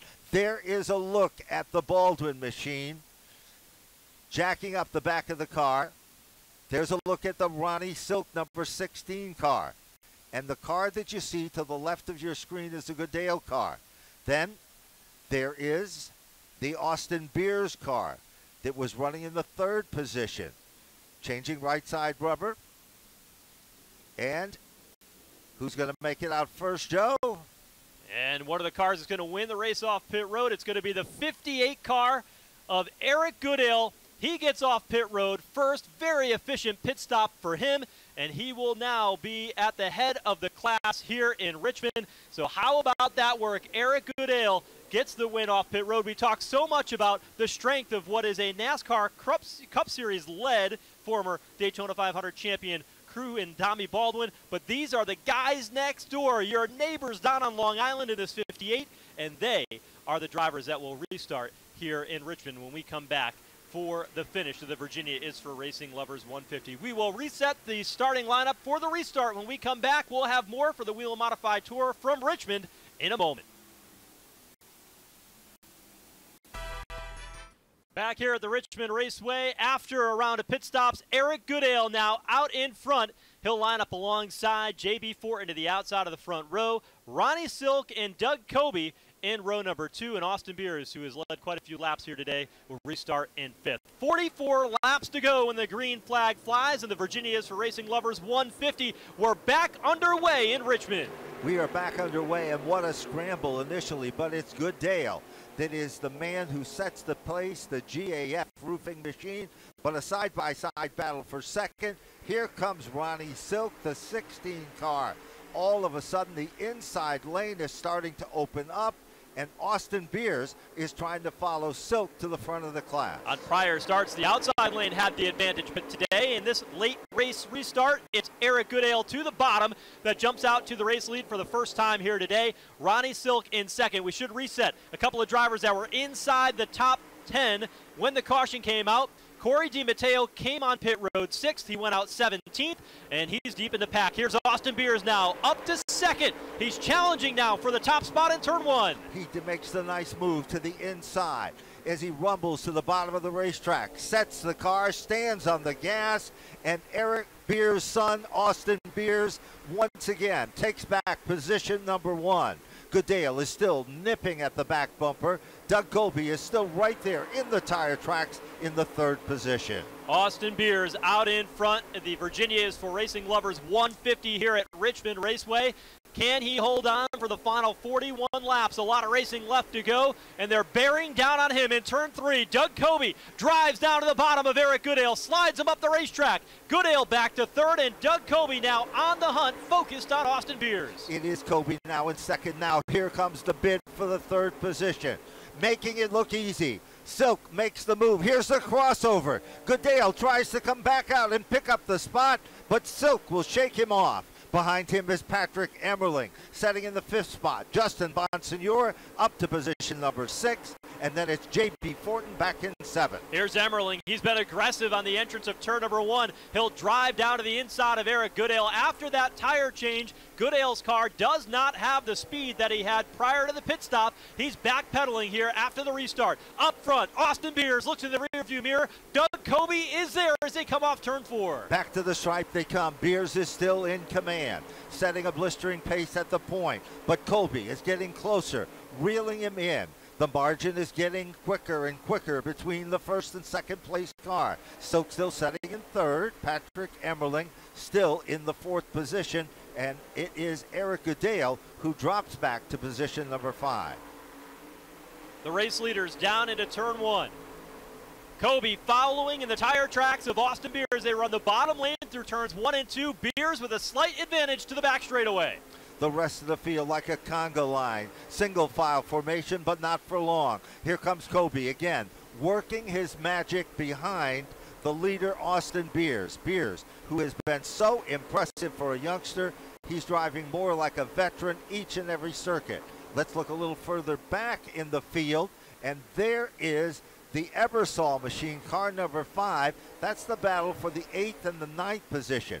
Narducci in the 3 is directly in front of that battle, and all of a sudden, he's come back to life, the number 22 car of Kyle Bonsignore. Nearly getting into the side of J.B. Fortin, who started on the front row when we took the green flag just a handful of laps ago. Fortin out of shape. He had to chase the car up the racetrack off turn 2. Labonte will go to his inside and pick up the spot, as McKennedy in the middle of this battle as well in this 79 car. So there's Bobby Labonte, NASCAR Hall of Famer in the 38 machine, trying to make up for lost ground here as he challenges on the back bumper of John McKennedy. There's no question Labonte is definitely showing his talents as a driver. There is working the magic. A good battle going on right there for that 10th position. John McKennedy, remember for a while he was strong up front, Joe, and then all of a sudden pit strategies changed. Things got a little different, but he's coming back to life as well. Here's Labonte trying to crack the top 10. Sailed in a little bit high through turns 1 and 2. Gains momentum at the exit of turn number 2. Trying to size up John McKennedy. Looks high again in 3. Well, he is sizing up the defending champion of the Whelen Modified Tour. McKennedy is there. He is working his magic as his target in front of him is Kyle Bonsignore. Labonte, you got to admit it, Labonte is giving it his all every lap. He is now looking to the outside, Joe. He was almost there going into the turn. Will Labonte have enough to pull it off against John McKennedy? The crafty veteran has been trying to set this pass up over a couple of laps. He was faking down to the inside lane, but to the outside goes Bobby Labonte, and he now moves into the top 10 position. Directly ahead, Kyle Bonsignore recovering from that spin a few cautions ago. Next car in the crosshairs of Bobby Labonte. Labonte is still reeling in on the number 22 car. Same kind of strategy. If you're watching how he does this, he's trying to set up the move that he just applied and worked to get the position that he has. That was breaking him into contention for the 10th spot. Now he's looking for it again. Goes low, drifts to the outside just a bit. Can't do it. Ebersol in front of them in the 5 car. Here comes Labonte again.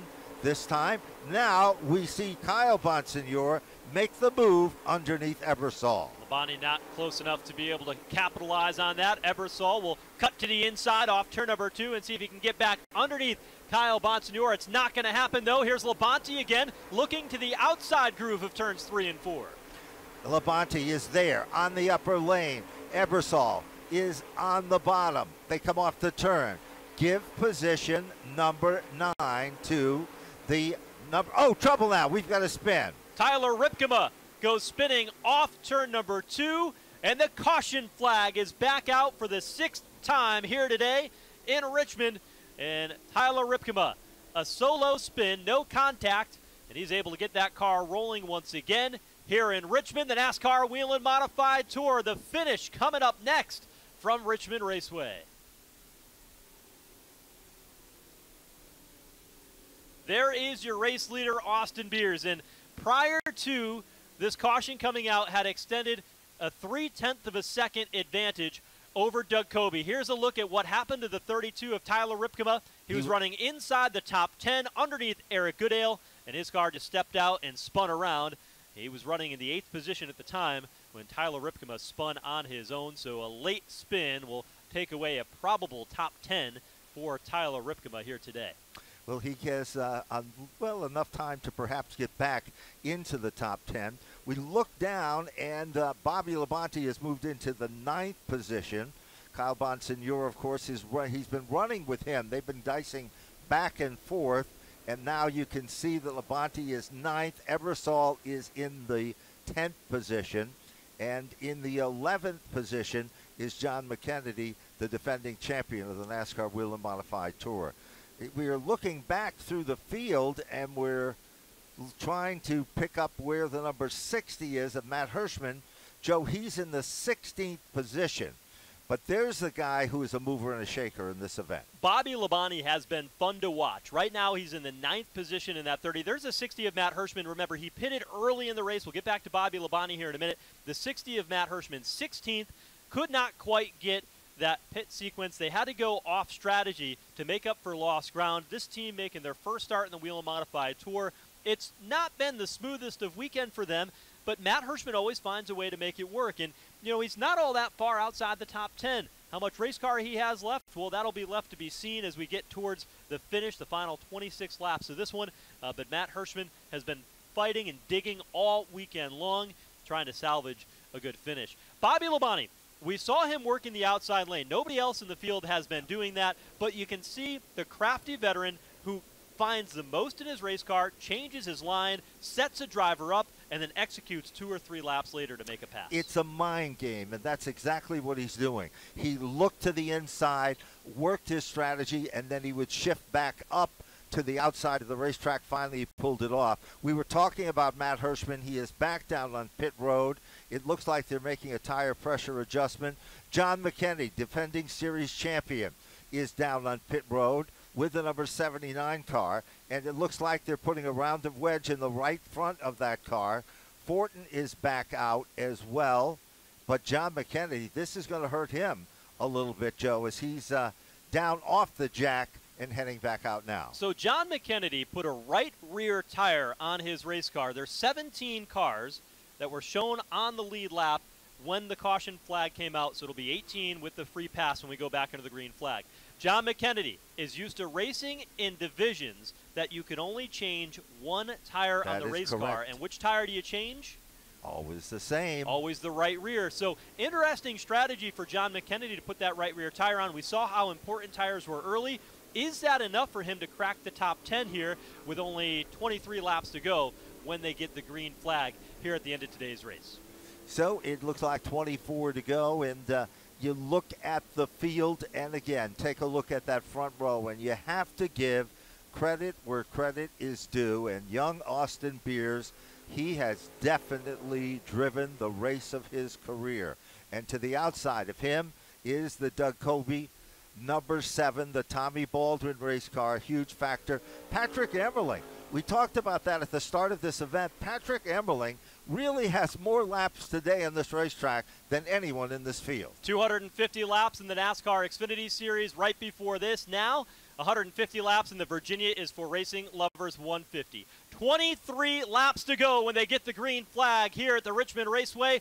Austin Beers, the race leader, restarts on the bottom lane of the racetrack, going for his first career NASCAR Whelen Modified Tour victory. The pace car is in. They're back through the restart zone, and the green flag is out. Green flag is out. Bottom of the racetrack into turn number 1. Pretty much evenly matched. It is Beers by a tire. As he comes off the turn, Eric Beers is back in command. Here comes Kobe. Here comes Patrick Emmerling. Car number 07. But Ronnie Silk has quickly moved back into the 3rd position in the upper lane. Short-lived because Patrick Emmerling takes back 3rd. Emmerling up to 3rd. Now Ronnie Silk pokes a nose to the inside. Behind them, Justin Bonsignore, his car coming back to life, working to the inside of Brian Narducci, who gets loose off turn 2, gathers it back in, and falls back to 6th. Brian Narducci does the Timex move of the event. He gathers it back impressively. Narducci looking very, very strong, still right in this in the 6th spot. Eric Goodale is back up to 7th. Kyle Bonsignore has had an up-and-down day in 8th, and Labonte is still in the 9th position. Rounding out the top 10 is Kyle Ebersol. There's a Labonte car, and he is being hunted down by literally a group of heavy hitters because Max McLaughlin is coming back to life as well. And Max McLaughlin has learned what Bobby Labonte has done through turns 3 and 4 to go the outside. Now Labonte stuck nearly in the middle of a 3 wide. J.B. Fortin wrestles him up the racetrack in turn 2, picks up another spot. How about Justin Bonsignore, though? Down to the bottom of turn 3, works underneath Patrick Emmerling. This is a battle for the 3rd spot. He makes it look so easy. It is Justin Bonsignore, defending race winner, now pulling out of line. Patrick Emmerling moves to the bottom, moves in and out. Here's the crossover. Here comes again the challenge. Meanwhile, Justin Bonsignore sees an opening. He tries to pull it off. Look out, here comes Brian Narducci and Ron Silk. A half a lap. They swapped the 3rd position 3 times. Here comes Justin Bonsignore diving back to the inside of turn number 1. He'll take over 3rd. That opens the door for Ronnie Silk and Brian Narducci to try to make room to the inside. Brian Narducci is there. He tries. It doesn't work. Emmerling tapping on the back bumper of Justin Bonsignore. It is Bonsignore still holding on in that 3rd position. Meanwhile, it's still a good battle behind them as well. Nobody's giving up any space on this racetrack as 17 laps to go in this event. Emmerling does not pull out of line. Single file, only car to pull out, and he changed his strategy, Joe, was Narducci with car number 3. He went from the inside to the outside, back to the bottom. Single file for the first time in just a handful of laps to go a little bit further. Inside the top 10, car stepping out of line is a 34 of J.B. Fortin. He'll bring Max McLaughlin right along with him, so Fortin now picks up a spot. McLaughlin now back inside the top 10. McLaughlin got a little bit loose that time. He gathered it back, but right behind him there is also a heavy challenge being put on. Eric Goodale has dropped back to the 9th spot. Labonte is holding on in the top 10.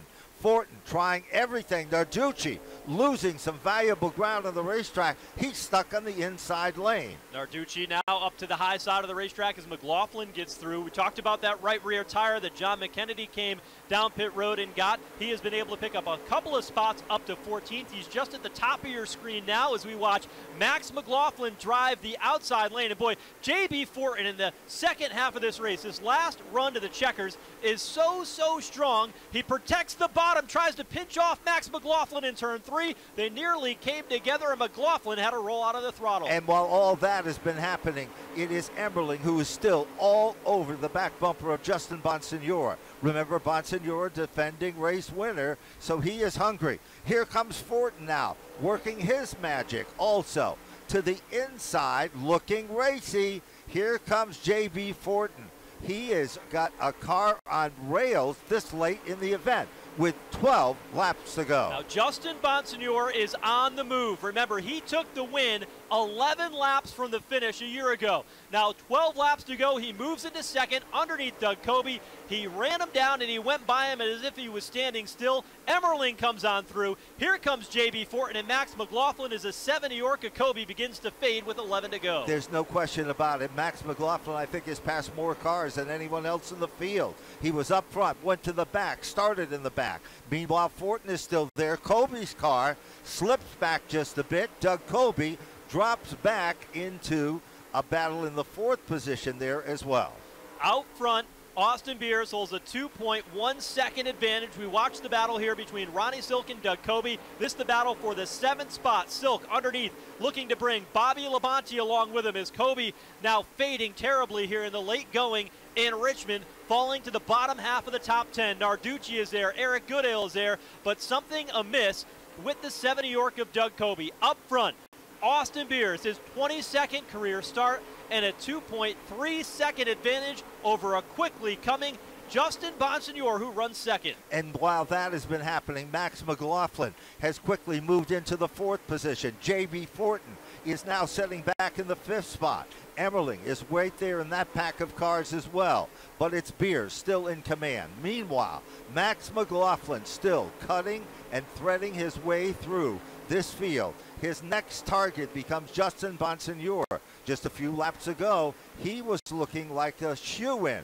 Here comes again the battle there, and Fortin is right there in a 3-car bid. But there is your leader, Austin Beers, in search of his first career victory, and what a big one it would be for Ron Newhouse, the crew chief, Murphy, and the rest of the gang associated with that car. That gap back to Justin Bonsignore in this battle we watch between second, third, and fourth is only getting larger now. 2.6 seconds the advantage for the young Pennsylvania driver Austin Beers. The battle for third, J.B. Fortin working down to the inside lane underneath Max McLaughlin, trying to have one of his best finishes of his NASCAR Whelen Modified Tour career today. He's doing a great job as he manages to get the car to the bottom. Max McLaughlin continues to run to the back bumper of Bonsignore's. 3 cars bidding for position, but there is the leader. 6 laps and counting down in this event. Meanwhile, still a 3-car battle going on, and it is between Bonsignore, who is really trying everything to hold off J.B. Fortin. What a run for Fortin in this event, and here comes McLaughlin. Down low, McLaughlin moves to the inside. Car number 77 makes its move. It is Max McLaughlin to the inside of Fortin. Max McLaughlin is now moved into contention in the 3rd position, forcing Fortin back to position 4. McLaughlin sideways off turn 2 that time, gathers it back in, but loses ground to J.B. Fortin. His best career finish, 3rd in his career. That came at Jennerstown Speedway for J.B. Fortin last season. He's hoping to get 2nd, and he does so now as he dives underneath turn number 1. Goes by Justin Bonsignore, but Bonsignore rallies back to the bottom. He tries to make the crossover work. They touch. Fortin gathers it back. Bonsignore muscles his way to the bottom, right there with him and challenging. It is a great battle going on between these 3 cars. McLaughlin is there as well. 2 laps to go, though, as this battle for 2nd, 3rd, and 4th rages on here in the late going. It's been a fun one. Max McLaughlin has been great to watch all day long, but off turn number 4, looking for the white flag this time by Austin Beers in his first career Whelen Modified Tour on the line, leads the field back to turn 1. No question, he's done his homework. He's did his job. They are long overdue for a victory. Murphy and the gang associated with Ron Newhouse. It is Austin Beers heading to victory lane here from Richmond International Speedway. Off turn number 4, checkered flag is waving, and Austin Beers is a winner in the NASCAR Whelen Modified Tour. Justin Bonsignore will hold on to the 2nd position. Max McLaughlin will come across in 3rd. J.B. Fortin finished off a great run for him in 4th. But Austin Beers, unbelievable. This 64 team, Mike Murphy has never gone to victory lane as a car owner in the NASCAR Whelen Modified Tour. He tabbed Austin Beers late in the 2021 season. This kid dominated the weekend. He won practice. He was on the pole today, and he won this year's Virginia is Her Racing Lovers 150, and he's going to turn it around and do a Polish victory lap here in Richmond.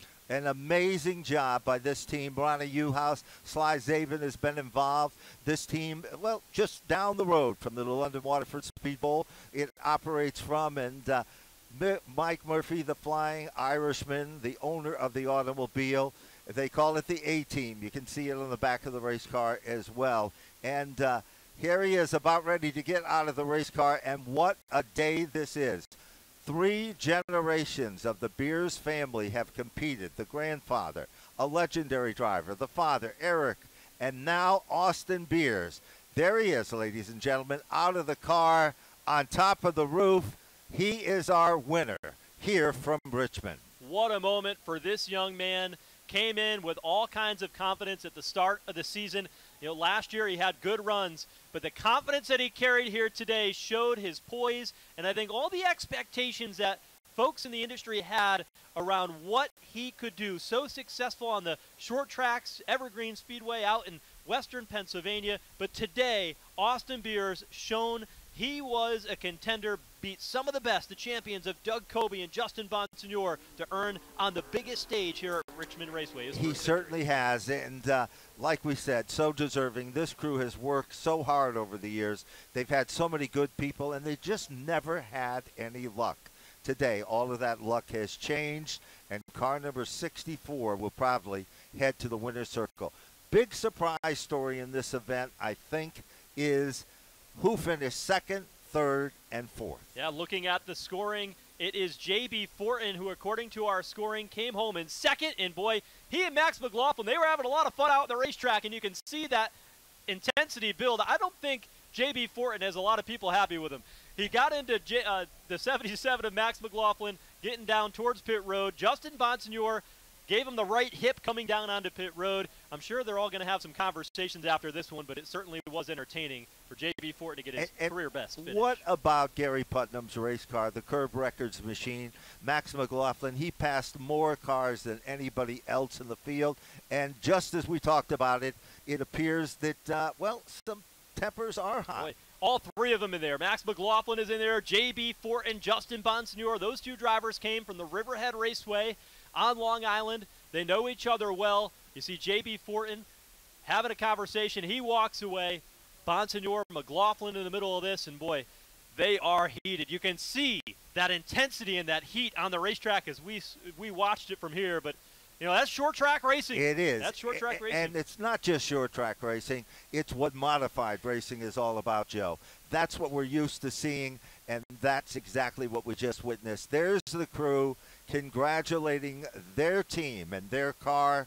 The big winner here, there's no question about it, and so deserving and long overdue. They say wins, well, they breed wins. So this is their first win on the Whelen Modified Tour, and I think you're going to see a lot of wins for the remainder of this season. And there is a very ecstatic, look at the roof, Joe, of the 64 car. Those guys don't care at all. They just are so thrilled, and there's the big handshake of one of the crew members to congratulate this young man. Those roofs are hard to find. That is the only part of a modified race car. It's priceless, That's the only part of a modified race car that's a production piece on these race cars, that roof. And they're going to have to go and replace that, but well worth it. That's going to be hanging in the shop. That's right. At the 64 camp with that victory. It certainly is. And as we can see, it is heading to the winner's circle, a spot that team has not only dreamt about, but they've inspired to, and they never gave up.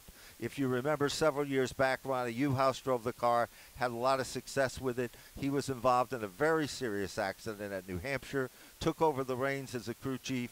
They had a lot of other crew chiefs as well, and there is Ronnie Uhouse alongside to congratulate. And what a day it is for the entire group that is involved with Mike Murphy and everybody. And there is Ronnie Uhouse, the gentleman there who is talking to the NASCAR officials to the left of your screen. And he has worked very hard and is very deserving of this. And Austin Beers, they made the right choice. This kid has got the it factor. There is no question about that situation with him as well. So Austin Beers down in victory lane here at the Richmond Raceway, victorious here today. His first career victory in 22 starts, won it from the Mayhew Tools pole position here today. He comes out of the race car, Austin Beers, victorious for the first time in the Whelen Modified Tour.